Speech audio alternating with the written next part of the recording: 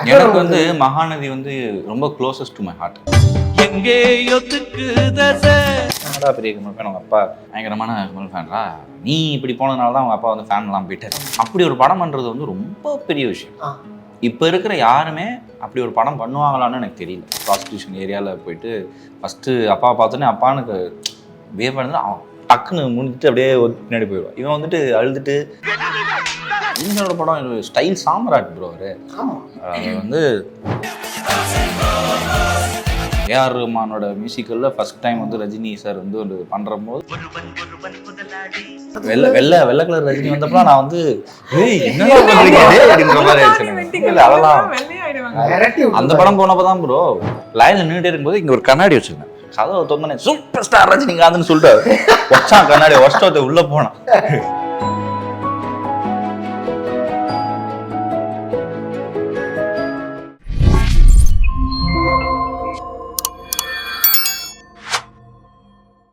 நீங்க சொல்லுங்க, உங்க சின்ன வயசுல இது மாதிரியான ஒரு ஃப்ரெண்ட் இருக்காங்களா? எனக்கு இருக்காங்க.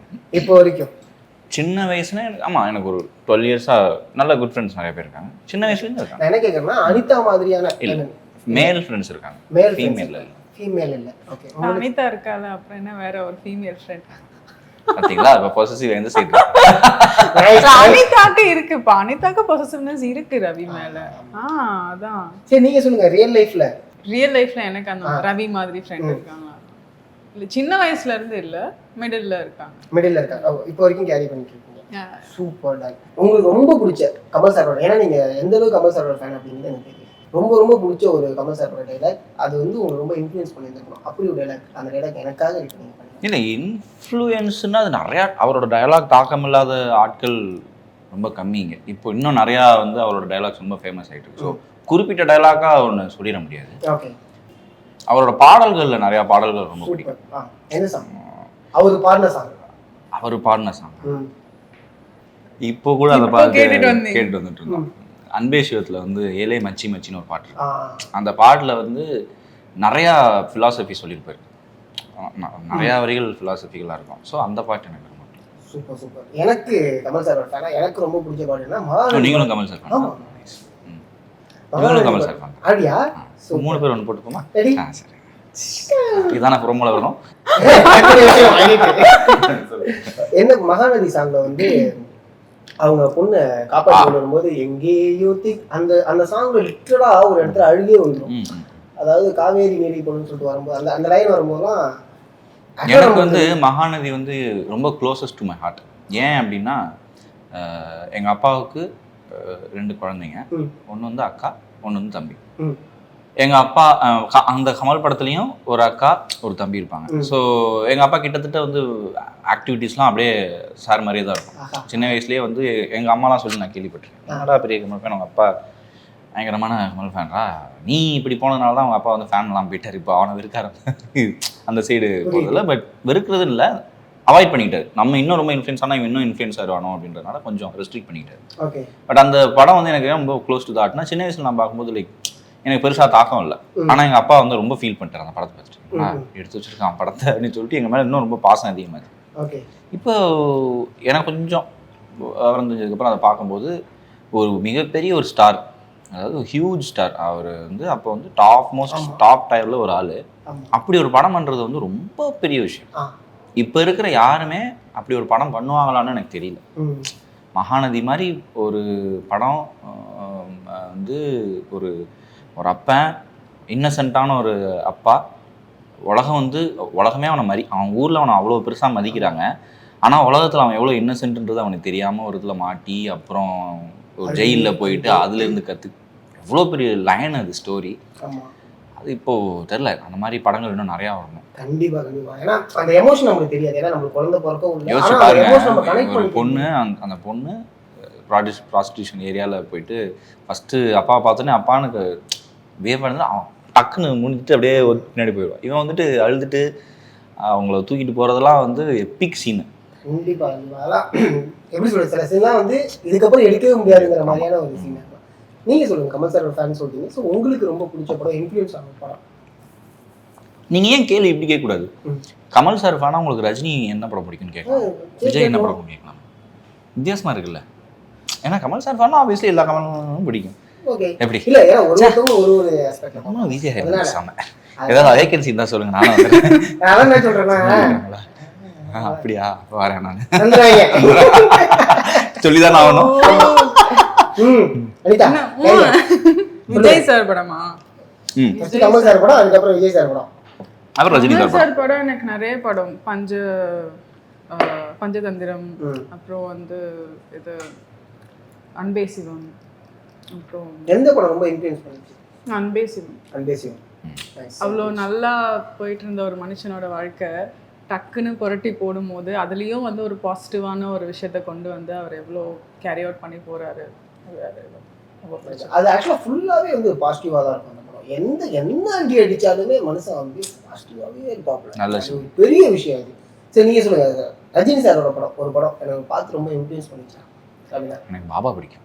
இன்ஃப்ளூயன்ஸ்னு சொல்ல முடியாது ப்ரோ. இன்ஃப்ளூயன்ஸ் ரஜினி சாரோட படம் ஸ்டைல் சாம்ராட் ப்ரோ. அவர் அவர் வந்து தமிழ் சினிமாலே ஸ்டைலை எம்ஜிஆருக்கு அடுத்து இவர் ஒரு விதமான ஸ்டைல் கொண்டு வந்தது ஒரு ஸ்டைல். அப்படி இன்ஃப்ளூயன்ஸ்னு ஒரு படத்தை சொல்லிட முடியாது.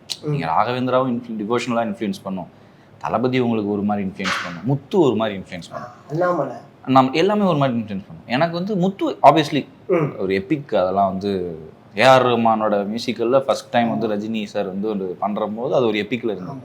ஆனால் எனக்கு ஏன் பாபா ரொம்ப பிடிக்கும் அப்படின்னா ஒரு மாதிரி கிரேஸியாக இருப்பார். அதில் அந்த வயசுல வந்து அவர் ஒரு ஒரு விஷயம் பண்றாரு, அதெல்லாம் செம்ம கிரேஸியா இருக்கும். கவுண்டமணி சார் அவர் டே பாபா அவரை லைட்லாம் போட்டுக்கும் போது நம்மள நம்ம துரோகம் பண்றோம் தூரத்துல இல்ல, நம்ம கூடயே தான் இருக்காங்கன்ற மாதிரி செம்மையா இருக்கும். அந்த மாதிரி விஷயங்கள் நிறைய விஷயங்கள் உள்ள இருக்கும். அதுக்கப்புறம் செகண்ட் ஹாஃப்ல வந்து ஒரு டிவோஷனல் ஸ்பீட் அந்த மாதிரி பேசுறது எனக்கு என்னமோ தெரியல, எனக்கு பாபா ரொம்ப பிடிக்கும். அதுலயும் தீம் மியூசிக்லாம் வந்து நீங்க சொல்லுங்க. எனக்கு முத்து, அண்ணாமலை ஏதாவது சின்ன வயசுல கேடிவில சன் டிவில பார்த்து வந்தேன். எனக்கு ரொம்ப பிடிக்கும். எனக்கு சிவாஜி, ஏன்னா ரஜினி சார் நீங்க சொன்ன அதுதாங்க நான் ஃபர்ஸ்ட் டைம் தியேட்டர்ல போய் பார்த்த படம். ஆக்சுவலி ஆமா, ஃபர்ஸ்ட் டைம் நான் தியேட்டர்ல போய் பார்த்த படம். தியேட்டர்ல போய் பார்த்த படம். சரி, நம்ம முன்னே பார்க்க ஆரம்பிச்சாச்சு. ஏன்னா சிவாஜில வந்து எல்லா படத்துலயுமே ரஜினி சாரோட டைலாகோ இல்ல அந்த சிக்னேச்சர் வந்து சிவாஜில வந்து பாத்தீங்கன்னா ஒரு பஞ்சே இருக்கும்.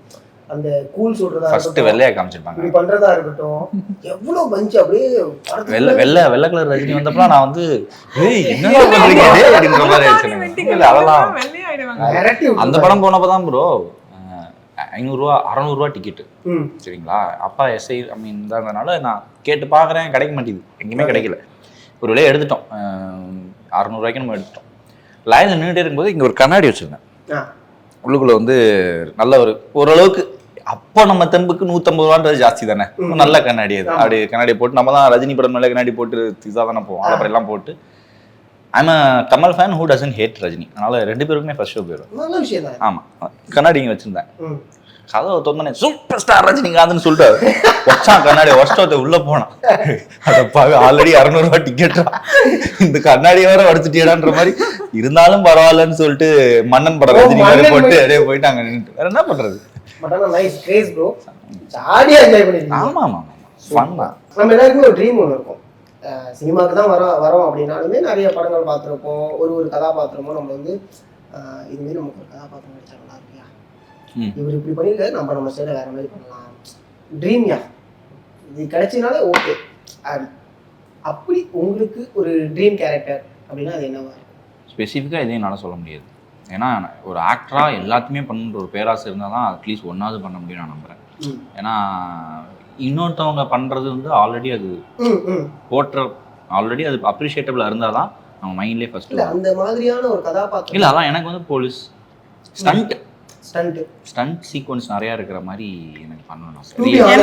நான் கேட்குறேன், ரொம்ப ஆனஸ்டா ஆன்சர் பண்ணுங்க. ஹீரோ ஆகணும்னு ஆசையா இல்ல ஆர்டிஸ்ட் ஆகணும்னு ஆசையா? ஆர்டிஸ்ட். ஜாக்கி சான் எப்படி சொல்லுவீங்க? ஆர்டிஸ்ட். அதான் எனக்கு ஜாக்கி சான் ரொம்ப பிடிக்கும். ஸ்டண்ட்னாலே வந்து எனக்கு ஜாக்கி சான். ஆமாம், 70வது பர்த்டே. ஸோ எனக்கு ஜாக்கி சான் வந்து ரொம்ப பிடிக்கும். ஏன்னா அவர் இருக்கிற காலத்துக்கு முன்னாடி, அவர் இருக்கிற காலத்துக்கு அப்புறம் ஸ்டண்ட்டை பிரிக்கலாம். அவர் இருக்கிற காலத்துக்கு முன்னாடி வந்து ஒரு ஹீரோ வந்து அடிச்சுட்டு இப்படி மாசா நிற்பார். இவர் வந்து அடி வாங்கிட்டு இப்படிலாம் பண்ணுவார். ஸோ அதெல்லாம் வந்து பயங்கரமாக செம்ம சின்ன குழந்தைங்க ரொம்ப பிடிக்கும். நம்ம 90s கிட்ஸ்க்குலாம் வந்து அவர் வந்து ஒரு பில்டிங் இன்னொரு பில்டிங் அசால்ட்டாக தாவி நடந்து போயிட்டே இருப்பார். ஆமா அதை பார்த்து நம்மளும் தாவி கால்லாம் வச்சிருக்கோம். So it happens. ஸோ அந்த மாதிரி ஒரு ஆர்டிஸ்ட் வந்து நிறைய இன்ஃப்ளூயன்ஸ் பண்ணியிருக்காரு. சூப்பர். ரொம்ப நன்றி உங்களோட வேல்யூபிளான டைமை எங்களுக்கு ரொம்ப ரொம்ப ரொம்ப நன்றி. ரொம்ப நன்றி.